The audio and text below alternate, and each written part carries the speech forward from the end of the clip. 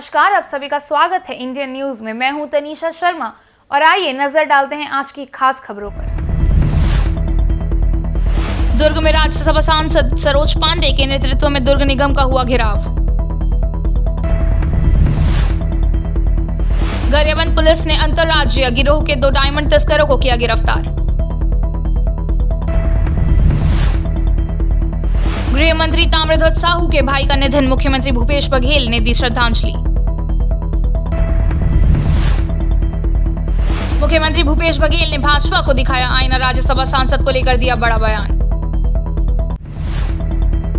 अब खबरें विस्तार से। राज्यसभा सांसद सरोज पांडे के नेतृत्व में दुर्ग नगर निगम में भाजपा ने भव्य जंगी प्रदर्शन किया और जन समस्याओं को लेकर निगम आयुक्त को ज्ञापन सौंपा। दुर्ग नगर निगम के खिलाफ जन समस्या को लेकर हल्ला बोलते हुए भारतीय जनता पार्टी ने राज्यसभा सांसद सरोज पांडे के नेतृत्व में जंगी प्रदर्शन किया।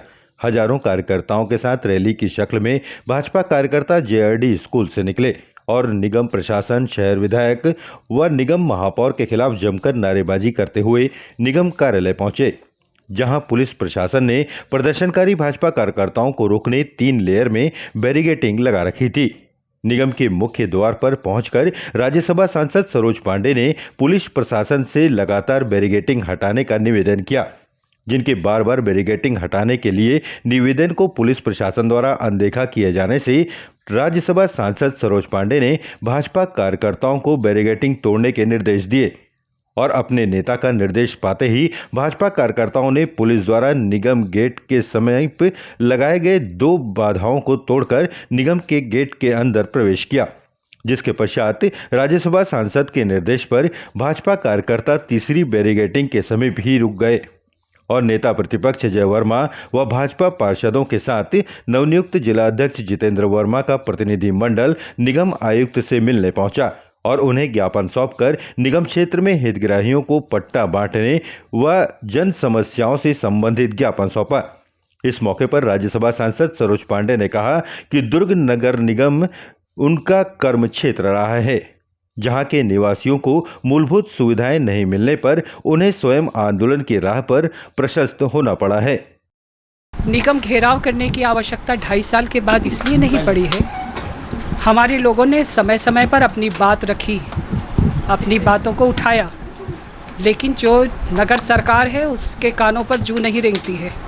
जब ये जाते हैं अपने मुख्यमंत्री को माला पहनाते हैं, मैं आपके समाचार पत्रों में देखती हूँ, ये नगरीय प्रशासन मंत्री को माला पहनाते हैं, बड़ा सा झोला लेकर जाते हैं और खाली झोला लेके वापस आते हैं। इनको न राशि लाना आता है, न विकास करना आता है और ना ही इनके शहर में सफाई व्यवस्था है, न पीने के पानी है, ना ही पीने के पानी के साथ साथ बारिश आने वाली है, बड़ी नालियों का और शंकर नाले की सफाई तक नहीं हुई है। सरकार हर मुद्दे पे फेल है। मेरा कहना है, अगर यहाँ के नगर सरकार पत्थर लगाने पर विश्वास करती है तो मैं बड़ी राशि इनको देती हूँ कि पूरे शहर भर अपना पत्थर केवल नाम लिख के चिपका दे, लेकिन लोगों को दर्द से कराहने के लिए मजबूर ना करें। पीने का पानी नहीं मिल रहा है और पीने के पानी के नाम पर जिस प्रकार से ये राजनीति करते हैं, जब कोई प्रदर्शन करने जाता है तो उनके यहाँ पहुँच जाते हैं। इस प्रकार की राजनीति उचित नहीं है। जनप्रतिनिधियों का सम्मान होना चाहिए, विकास सबके कार्यकाल में हो, लेकिन इन 3 सालों में जितनी दुर्दशा नगर निगम की है, मैं 20 साल पहले जब महापौर बनकर इस शहर में आई थी, उतनी दुर्दशा तो कांग्रेस के शासनकाल में उस समय भी नहीं थी जितनी दुर्दशा आज है। भाजपा के इस जंगी प्रदर्शन व ज्ञापन सौंपने के बाद निगम आयुक्त हरीश मंडावी ने भाजपा के द्वारा सौंपे गए ज्ञापन की जानकारी देते हुए बताया कि निगम क्षेत्र में लगातार विकास के कार्य किए जा रहे हैं। उन्होंने कहा कि भाजपा कार्यकर्ताओं ने जो पट्टे से संबंधित मांग की है वह प्रशासनिक प्रक्रिया है, जिसे भी जल्द ही पूरा कर लिया जाएगा। भारतीय जनता पार्टी के द्वारा जो है मुख्यतः आज जिस प्रकार से ज्ञापन सौंपा गया है वो मुख्यतः 14 मांगे हैं, जिसमें साफ सफाई, पेयजल और फिर अलग अलग जैसे गौरव पथ का और पेंशन योजना, राशन कार्ड, मतलब जनरलाइज जो है सभी जो है मांग आज सौंपा गया है। विशेष जो है मांग 1-2 है, उसको हम विशेष तरीके से देख रहे हैं, लेकिन मोस्टली जो है वो जनरलाइज मांगे हैं और इसमें हम सभी मांगों पर अभी अधिकारियों के साथ बैठकर डिस्कशन करेंगे और जितनी जल्दी हो सके हम सभी मांगों को हम पूर्ण करने का प्रयास करेंगे, क्योंकि बहुत सारी मांगे तो ऐसे हैं कि मैं देख रहा था जिस प्रकार से कि सभी प्रक्रियाधीन हैं। और प्रक्रियाधीन है तो वो जब पूर्ण हो जाएगी वो जो कार्य, उसके बाद फिर निश्चित है उसमें परिणाम दिखेंगे।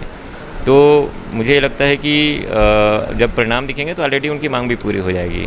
थोड़ा समय ज़रूर लगता है उसमें, क्योंकि शासन जो निर्देश बनाए हैं, जो नियम बनाए हैं, उसके तहत हम काम कर रहे हैं और जनहित में सभी काम किए जा रहे हैं। तो मुझे लगता है कि इनकी जो 14 मांगें जो आज रखी गई हैं, सभी मांगों को हम शीघ्रता से हम पूर्ण कर लेंगे। राज्यसभा सांसद सरोज पांडे के नेतृत्व में बुधवार को भाजपा कार्यकर्ताओं द्वारा किए गए इस प्रदर्शन में हजारों की संख्या में कार्यकर्ता शामिल रहे, जिसके माध्यम से भाजपा ने आगामी चुनावी वर्ष में कांग्रेस के सामने कड़ी चुनौती देने का संकेत भी दिया। कैमरामैन सन्नी के साथ दुर्ग से सुरेंद्र ठाकुर। मुख्यमंत्री भूपेश बघेल गृह मंत्री ताम्रध्वज साहू के गृहग्राम बालोद जिले के ग्राम बासिन पहुंचे, जहां उन्होंने गृह मंत्री के बड़े भाई स्वर्गीय भूपत साहू की अंतिम यात्रा में शामिल होकर श्रद्धा सुमन अर्पित किए। स्वर्गीय भूपत साहू अविभाजित मध्य प्रदेश शासन में मंत्री रहे झुमुकलाल भेड़िया के करीबी व बालोद मंडी के अध्यक्ष के साथ साथ कांग्रेस कमेटी के विभिन्न पदों की जिम्मेदारी संभाल चुके थे। सीएम के साथ छत्तीसगढ़ कांग्रेस प्रभारी पीएल पुनिया, कृषि मंत्री रविंद्र चौबे, महिला बाल विकास मंत्री अनिला भेड़िया, क्षेत्रीय विधायिका संगीता सिन्हा, बेमेतरा विधायक आशीष छाबड़ा सहित बड़ी संख्या में ग्रामीण, कांग्रेस जन व जन प्रतिनिधिगण मौजूद रहे। पंचायत अध्यक्ष भूपत साहू जी हमारे बीच नहीं रहे। 80 साल की उम्र में उन्होंने ये शरीर त्यागा। भरा पूरा परिवार, प्रतिष्ठित परिवार और पूरा जीवन उन्होंने जिले के किसानों और मजदूरों की सेवा में उन्होंने व्यतीत की। एक ऐसे व्यक्ति जो सामाजिक सेवा के क्षेत्र में, राजनीति के क्षेत्र में जाना पाना चेहरा था, आज हम हमारे बीच में नहीं हैं। एक राजनीतिक शून्यता उत्पन्न हुई है, उसकी भरपाई करना मुश्किल है। मैं इस अवसर पर मृत आत्मा की शांति के लिए और पूरे परिवार, शोका कुल परिवार को ईश्वर दुख सहने की क्षमता प्रदान करे, ऐसी कामना करता हूँ। ये है इंदू ब्रॉडकास्टिंग प्राइवेट लिमिटेड और आप देख रहे हैं इंडियन न्यूज, हर पल, हर क्षण, हर सच। कोरिया जिला के अंतर्गत आने वाला ग्राम पंचायत दुबछोला में 3 वर्षों से निर्माणाधीन चल रहा आंगनवाड़ी आज भी नहीं बन पाया है, जबकि आंगनवाड़ी का पूरा पैसा आहरण कर लिया गया। कोरिया जिले के ग्राम पंचायत दुबछोला के नवापारा में बन रहे आंगनवाड़ी 3 वर्षों से अधर में लटका हुआ है। आखिर इतनी बड़ी लापरवाही ग्राम पंचायत कैसे कर रहा है? वहीं सूत्रों की माने तो इस आंगनवाड़ी की स्वीकृति 2016-17 में शासन द्वारा दे दी गई थी, लेकिन ग्राम पंचायत एजेंसी इस आंगनवाड़ी के निर्माण को बिरबल की खिचड़ी बनाए हुए हैं और 3 वर्ष हो चुके हैं निर्माण होते होते, लेकिन अब तक आंगनवाड़ी कंप्लीट नहीं हो पाया। सूत्रों ने बताया कि आंगनवाड़ी का पूरी स्वीकृति राशि भी अर्हण कर ली गई है। ग्रामीणों ने बताया कि लगभग 3 वर्षों से आंगनवाड़ी बन रहा है, लेकिन ग्राम पंचायत एजेंसी और सरपंच की लापरवाही इस कदर हावी है कि इतने वर्ष के बाद भी आंगनवाड़ी नहीं बन पाया। अब इस पर किसकी लापरवाही मानी जाएगी? अब देखना यह होगा कि ग्राम पंचायत दुबछोला की इस लापरवाही पर संबंधित उच्च अधिकारी किस प्रकार की कार्यवाही करते हैं, यह तो समय ही बताएगा। आंगनबाड़ी में क्या करती हैं? क्या करती हैं? झाड़ू पोछा, बच्चा लेने जाते हैं। तो यहाँ पर जो आंगनबाड़ी बन रहा है कितने साल से बन रहा है? 3रा साल हुए है ना। तो अभी तक बना नहीं है? नहीं बना। क्या कारण है? अभी ना उसमें ढलाई हुआ है ना कुछ भी हुआ है। अभी काम बंद है? काम बंद है। तो आंगनबाड़ी में बच्चे लोग को कहाँ पढ़ाते लिखाते हैं? अब ये तो अटलवास में। अच्छा, तो सरपंच बनवा नहीं रहे हैं अभी? अभी तो सरपंच का पता चलता है ना, कहीं सचिव लोग आते हैं कि नहीं आते हैं? सचिव नहीं थे आते हैं। करीबन 5 साल लगभग पूरा सीजने में तो काम चला है इसमें। अभी तक बन नहीं पाया है? अभी कहाँ कंप्लीट हुआ है सर, अभी तो शायद फ्लोर बाँचले है, प्लास्टर तो हुआ है कहाँ। तो कहाँ कंप्लीट क्यों नहीं हुआ है? अब कहाँ मालूम सर, अभी काम नहीं हो रहा है? अभी तो बंद है। अच्छा, और पानी वानी चलता कि नहीं वाले में? पानी नया हमने अब उस मोटर को लगाया तो चला कुछ दिन, इसके बाद नहीं चल रहा है पानी में। सीएम भूपेश बघेल ने बीजेपी के राज्यसभा टिकट बयान पर कटाक्ष करते हुए कहा कि बीजेपी इन दिनों कांग्रेस के राज्यसभा उम्मीदवारों को लेकर हमलावर थी। बीजेपी के कई नेताओं ने कांग्रेस पर आरोप लगाया था कि कांग्रेस ने छत्तीसगढ़ के नेताओं के साथ नजरअंदाज किया है। वहीं अब सीएम भूपेश बघेल का बयान सामने आया है। बीजेपी ने तेलंगाना के व्यक्ति को उत्तर प्रदेश के राज्यसभा उम्मीदवार बनाया है। छत्तीसगढ़ में उनका अलग नजरिया है और उत्तर प्रदेश में अलग नजरिया है। अभी उत्तर प्रदेश में आज ही 7वें प्रत्याशी के रूप में आंध्र प्रदेश या तेलंगाना के व्यक्ति को उन्होंने कैंडिडेट बनाया है, तो यहाँ उनके अलग नजरिया है, उत्तर प्रदेश में उनके अलग नजरिया है। मैं पुराने उदाहरण नहीं देना चाहूंगा। वर्तमान में भी निर्मला सीतारमण जो वित्त मंत्री हैं, तो पहले कहाँ से राज्यसभा गई थी? मध्य प्रदेश से। क्या वो मध्य प्रदेश की रहने वाली है? तो राज्यसभा में इस प्रकार से हर राजनीतिक दल, और कांग्रेस तो राष्ट्रीय पार्टी है और अनेक राज्यों से कैंडिडेट भेजते रहे हैं। ये पहला उदाहरण नहीं है। ये बात सही है कि लोग अपेक्षा कर रहे थे कि छत्तीसगढ़ के भी कोई कैंडिडेट जाए, तो इस समय नहीं हुआ, अगले समय करेंगे। भिलाई के सिंप्लेक्स कास्टिंग के 3 मंजिला प्रशासनिक भवन में आग लग गई। आग लगने की वजह से महत्वपूर्ण दस्तावेज जलकर खाक हो गए। करीब 3 घंटे की मशक्कत के बाद आग पर काबू पाया गया। जामुल थाना क्षेत्र के अंतर्गत औद्योगिक क्षेत्र स्थित सिंप्लेक्स कास्टिंग के प्रशासनिक भवन में दरमियानी रात आग लग गई। इस 3 मंजिला भवन में आग को करीब 3 घंटे की कड़ी मशक्कत के बाद आग पर काबू पाया जा सका। आग लगने का कारण शॉर्ट सर्किट बताया जा रहा है। इस आग को बुझाने में अग्निशमन दल की करीब आधा दर्जन से भी अधिक गाड़ियों के माध्यम से पानी और फोम से आग पर नियंत्रण पाया जा सका। ये है इंदू ब्रॉडकास्टिंग प्राइवेट लिमिटेड और आप देख रहे हैं इंडियन न्यूज़। हर पल, हर क्षण, हर सच। गरियाबंद पुलिस को बड़ी सफलता हाथ लगी है। जिला पुलिस ने 2 अंतर्राज्यीय हीरा तस्करों को गिरफ्तार किया है। पुलिस ने तस्करों के कब्जे से लाखों के हीरे जब्त किए हैं। पकड़े गए दोनों तस्कर ओडिशा से बताए जा रहे हैं। शोभा पुलिस में पूरी कार्रवाई को अंजाम दिया। पुलिस से मिली जानकारी के अनुसार तस्करों के कब्जे से लगभग 745 नग हीरे जब्त किए गए हैं, जिनकी कीमत 50 लाख रुपए आंकी गई है। मामले में पुलिस ने 2 तस्करों को भी गिरफ्तार किया है। पुलिस अधीक्षक JR ठाकुर ने बताया कि शोभा पुलिस को मुखबिर से यह सूचना मिली थी कि 2 स्कूटी सवार युवक हीरा बेचने के लिए ग्राहक की तलाश में घूम रहे हैं।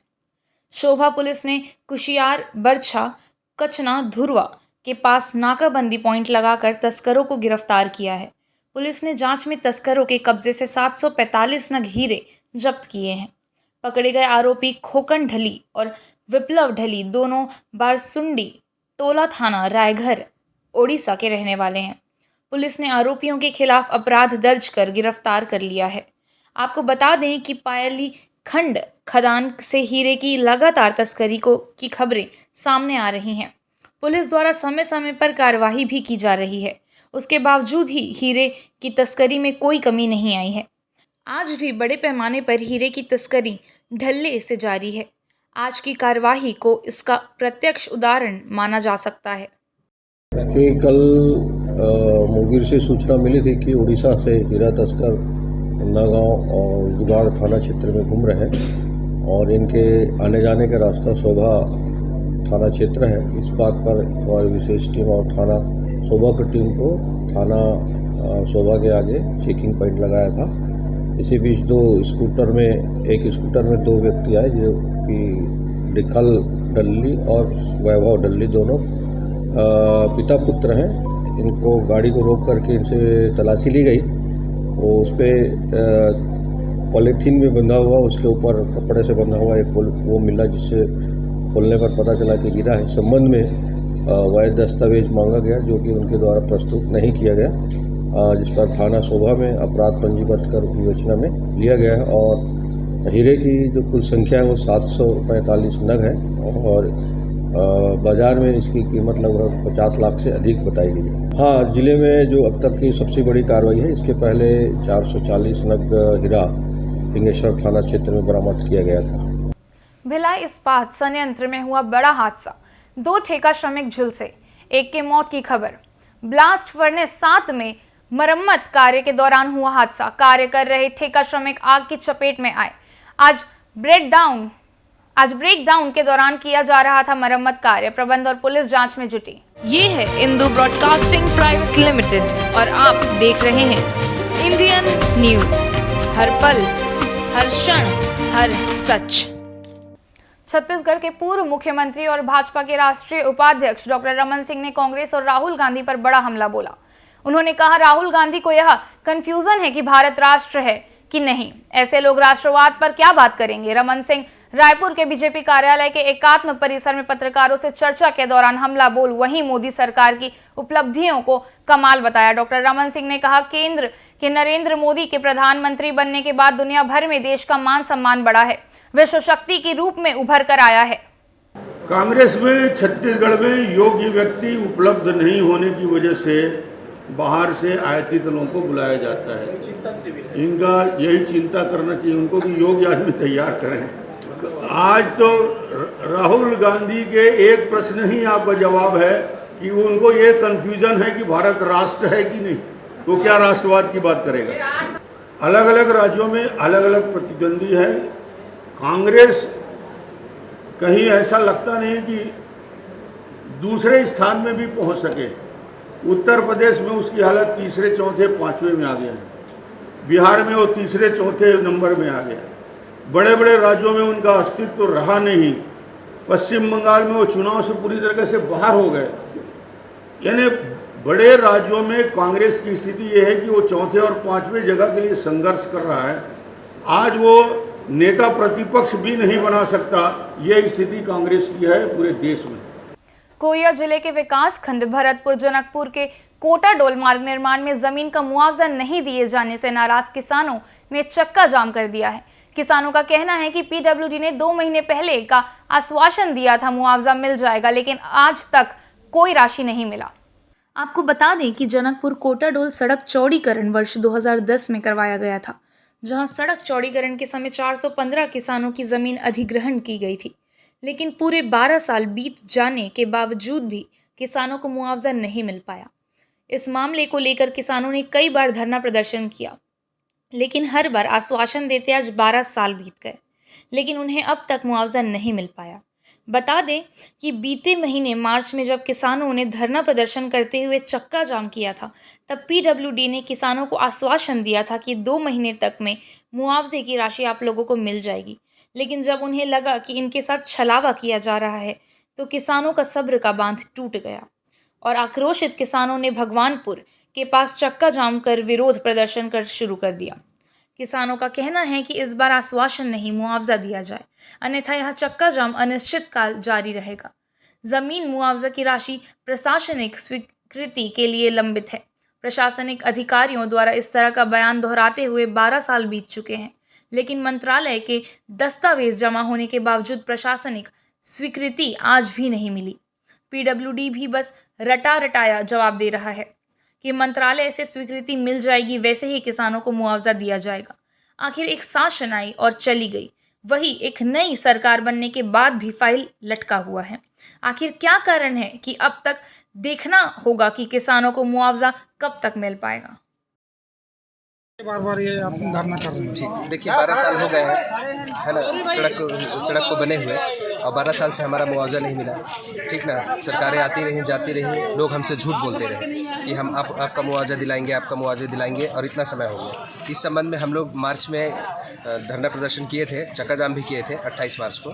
तब माननीय एसडीएम महोदय और एसडीओ सर और एसडीओपी सर सभी आए हुए थे। उन्होंने हमसे ये कहा कि, है ना, लिखित में दिया हमको कि 60 दिन के अंदर आपका मुआवजा दिला देंगे, अगर नहीं मिला तो इसके लिए फिर आप लोग धरना प्रदर्शन और चक्का जाम करने के बाध्य होंगे, और उसके लिए फिर उनकी जिम्मेदारी होगी। हम लोग इस संबंध में हम लोग आज चक्का जाम और धरना प्रदर्शन किए हैं, और हमारी मांग है जब तक हमारे मुआवजा नहीं मिलेगा हमको, या सरकार की तरफ से कोई ठोस आश्वासन नहीं मिलेगा, हम लोग ये चक्का जाम और धरना प्रदर्शन खत्म करने वाले नहीं। आज करीबन 10 साल हो गया रोड बनते जनकपुर से कोटाडोल बरौता, और वो मुआवजा आज तक नहीं मिले। निरंतर ये धरना चलाएंगे और रहेगा, कोई छोटा रहे चाहे बड़े रहे, सबको इमरजेंसी रोका जाए, तब ये लोग से हमारे सही तो मांग पूरा हो सके। और किसको जाना है कि आपका बीमारी वाले की, नहीं तो कोई इमरजेंसी, सब इमरजेंसी रोकें और यहाँ बैठे। पिछला धरना के बाद हम लोग के द्वारा लगातार हर दिन प्रयास किया जा रहा है, जिसके तहत जब दूसरा दिन तीसरा दिन रायपुर जाना हो चाहे अंबिकापुर जाना हो, प्रयास किया जा रहा है। इसके लिए 3-3 दिन का 2 बार 7, 8, 9 और अभी 15, 16, 17 रायपुर में रहकर रात दिन प्रक्रिया कराकर जो भी कमियां थी उसको पूर्ण कर मुआवजा को लेकर फाइल जो है वित्त विभाग को प्रेषित किया गया है। ENC से प्रशासन की ओर भेजा गया है। इसके लिए हमारा सतत प्रयास है कि जो भी हो किसानों को जल्द से जल्द मुआवजा मिल सके। अब प्रक्रिया जो है शासन स्तर पर है, फाइनेंस में है, वहाँ से राशि स्वीकृत होते ही मुआवजा की प्रक्रिया, भुगतान करने की प्रक्रिया पूर्ण की जाएगी। आज दिनांक 1/6/2022 को हम लोगों ने पुनः जनकपुर से लेकर कोटाडोल तक के रोड को जाम किया है। इसके पूर्व हमने 2 महीना पहले चक्का जाम किया था। चक्का जाम करने का कारण यह था कि आज इस रोड को बने 10 साल हो गए, इसका मुआवजा हमको आज तक नहीं मिला। इसलिए आज जनकपुर से लेकर कोटाडोल तक के सभी किसानों का समर्थन प्राप्त है इस आंदोलन में, और सब किसान एकदम रोड में उतर चुके हैं। भाई अब हमको किसी भी कदर। ये है इंदू ब्रॉडकास्टिंग प्राइवेट लिमिटेड और आप देख रहे हैं इंडियन न्यूज, हर पल हर क्षण हर सच। खबर रायपुर से, जहां छत्तीसगढ़ में दुर्घटनाग्रस्त सरकारी हेलीकॉप्टर अगस्ता वेस्टलैंड खरीदी प्रक्रिया की जांच कराई जा सकती है। खरीदी में घोटाले के आरोपों वाली लिखित शिकायत सीएम भूपेश बघेल तक पहुंच गई है। इस पर सीएम ने भी शिकायत को गंभीरता से पढ़ने के बाद निष्पक्ष जांच का आश्वासन दिया है। पिछले दिनों यह मामला उठाने पर मुख्यमंत्री ने कहा था इस मामले की जांच कराई जा सकती है। हेलीकॉप्टर क्रैश के बाद खरीदी प्रक्रिया पर सवाल उठ रहे हैं। कांग्रेस प्रवक्ता आरपी सिंह, कुशाभाऊ ठाकरे और आरटीआई एक्टिविस्ट अभिषेक प्रताप सिंह ने आज सीएम भूपेश बघेल से मुलाकात की। इस दौरान तीनों ने मुख्यमंत्री को एक शिकायती ज्ञापन सौंपा। इसमें 2007 में खरीदे गए अगस्ता वेस्टलैंड हेलीकॉप्टर की प्रक्रिया पर संदेह जताते हुए जांच की मांग की है।